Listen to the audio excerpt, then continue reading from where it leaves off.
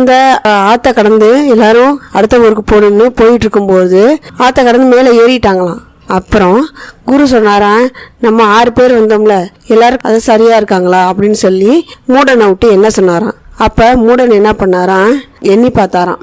அப்போ தன்னை விட்டுட்டு மற்ற 5 பேரை மட்டும் எண்ணிட்டாராம்.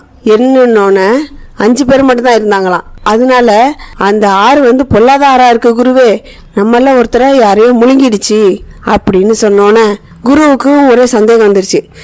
நீ தப்பா என்ற, அதனால மிளைச்சா நீ என்ன அப்படின்னு சொன்னாராம். சரின்னு என்ன பண்ணானா, மிளைச்சன்னு என்னானா. என்னன்னு திரும்பவும் 5 பேர் தான் இருந்தாங்களாம்.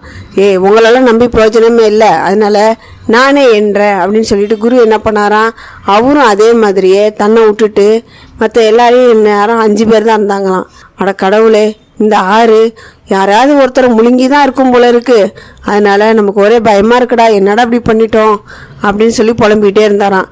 அதுக்காக எல்லாரும் என்ன பண்ணாங்களாம், ஐயோ யாரோ ஒருத்தர் குறைஞ்சி போயிட்டாங்க அப்படின்னு சொல்லி அழுகவே ஆரம்பிச்சிட்டாங்களாம். அந்த பக்கமா ஒரு வழிப்பக்கம் வந்தானா.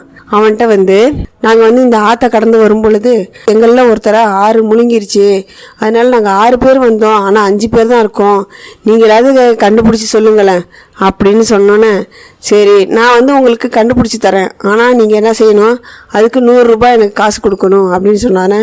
சரி குரு என்ன பண்ணாராம், சரி நம்மள யாரும் குறையக்கூடாது, எல்லாருமே நல்லா இருக்கணும் அப்படின்றதுக்காக தானே நம்ம வந்திருக்கோம் அப்படின்னு சொல்லி 100 ரூபா காசை கொடுத்து என்ன சொன்னாராம், ஆனால் அதுக்காக நான் ஒரு சோதனை செய்வேன், நீங்கள் அதுக்கு ஒத்துக்கணும் அப்படின்னு சொன்னேன். சரின்னு சொன்னாராம். ஒரு குச்சி எடுத்து ஒவ்வொருத்தரோட முதுகுலையும் நான் அடிப்பேன், அடிக்கும்போது 1 2 3 அப்படின்னு சொல்லணும் அப்படின்னு சொன்னோன்னே, சரின்னு முதல் அடி என்ன பண்ணாராம், குருவுக்கு தான் கொடுத்தாராம். குரு முதுகில் ஒரு அடி ஓங்கி அடித்தோடனே குரு என்ன பண்ணிட்டாரு, 1 அப்படின்னு சொல்லி கத்துனாராம். சரி அடுத்தது ஒவ்வொருத்தரையும் சொல்லும்போது கடைசியாக இருக்கிறவன் 6 அப்படின்னு சொல்லிட்டு கத்திட்டு வேகமாக நான் ஓடி போயிட்டானா.